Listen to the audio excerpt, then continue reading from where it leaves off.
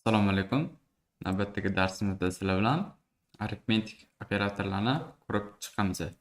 Kelaylik oldin biz yozib olamiz. Qanaqa arifmetik operatorlar bor? Hop.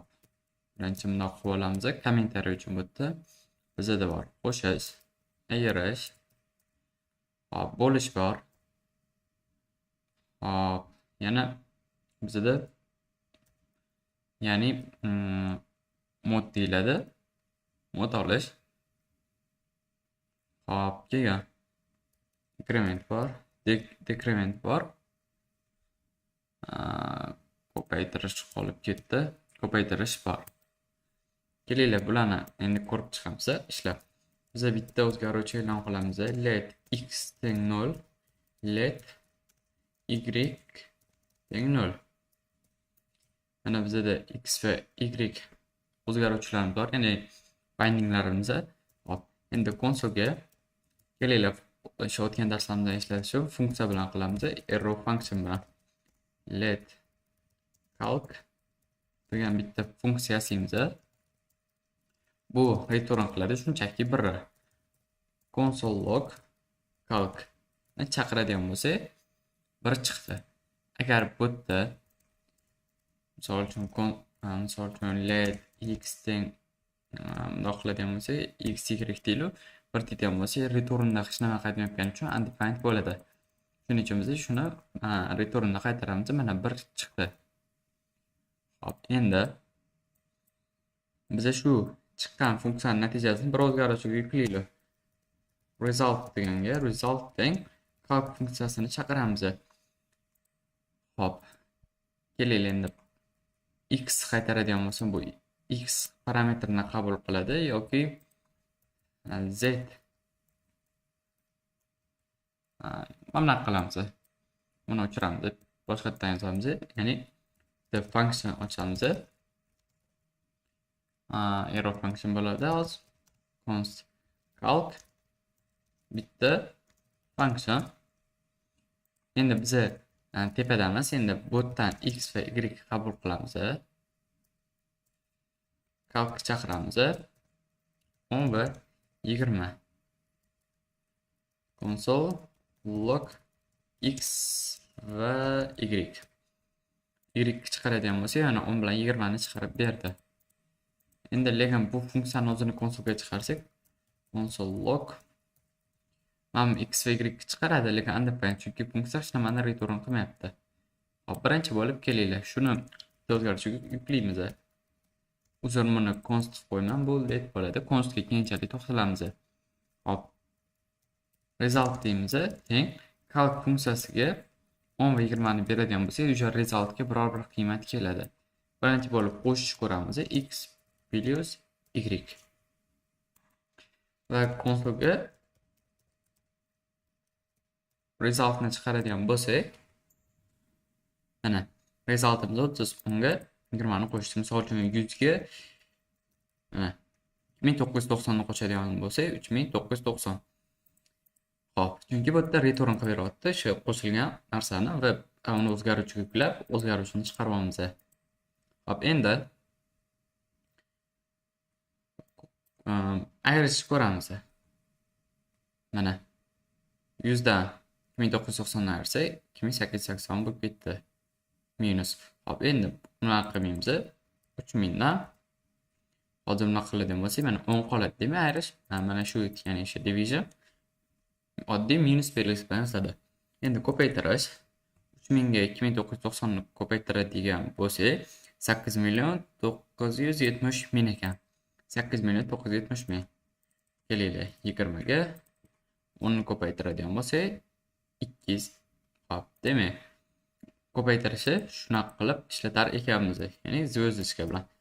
Bo'lish mana bunaqa slash bo'ladi. Mana 20 ni 10 ga bo'ldi, 2 chiqdi. Endi mod olish. Hop, endi buni qanaqa tushuntiraman sizlarga? 5 bo'lib 2. Mana bu qanaqa ishlaydi? Bu mod olish mana shu x son y ga bo'linganda outputni chiqarib beradi. Qancha qoldi bo'ladi. Misol uchun 5 2 ga bo'linsa 5 ichida 2 dan ikkita bor. Lekin ham o'sha 5 2 ga bo'lgan paytimizda bir qoldiq bo'ladi. To'rt bo'ladi. Bir qoldiq qoladi. Yoki misol uchun kattaroq son qiladigan bo'lsak,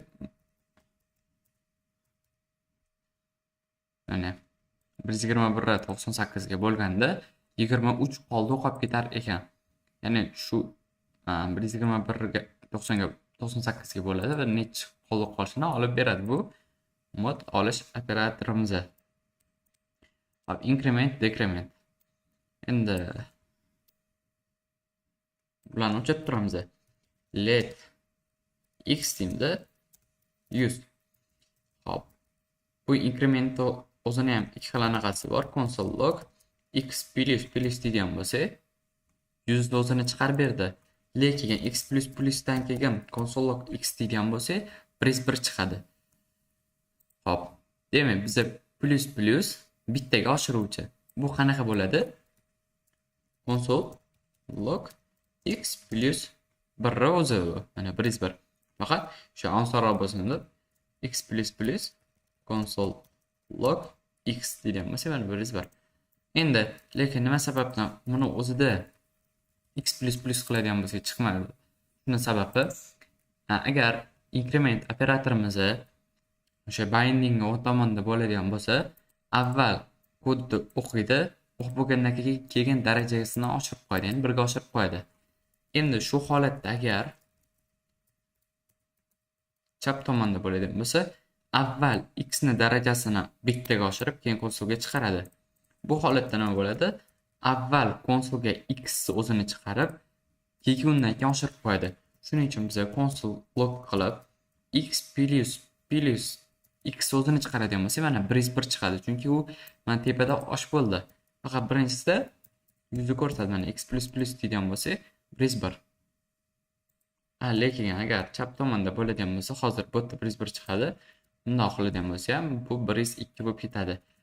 Bunda bo'ladigan bo'lsa 1. Lekin o'zi 102 bo'ldi. Endi x plus qilib konsolga x ni chiqaradigan bo'lsa, mana 102. Demak, 1 ga oshirish ekan. Endi decrement bor. Bu ham xuddi shunaqa. Agar bindingni o'sha o'ng tomonida bo'ladigan bo'lsa, minusimizni 1 ga kamaytiradi. Hozir sirazi kamaytirmadi, chunki avval konsolga x ni o'zini chiqardi. Chiqarib bo'lgandan keyin konsol operatsiyasi o'sha protsess tugagandan keyin x ni bittaga kamaytirib qo'ydi. Endi konsolga x chiqaradigan bo'lsa, mana 100 edi, chunki shunchaki mana bitta x chiqaradi. Chiqarib bo'lib keyin o'sha decrement qiladi.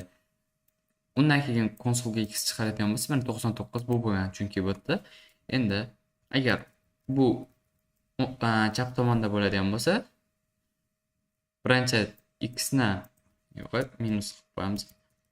Agar chap tomonda bo'ladigan bo'lsa, birinchi x ni qiymatini bittaga tushirib, keyin ya'ni tushiradi, keyin konsolga chiqaradi. Bu darsda sizlar bilan arifmetik operatorlar bilan tanishdik. E'tiboringiz uchun rahmat. Sog' bo'linglar, salomat bo'linglar.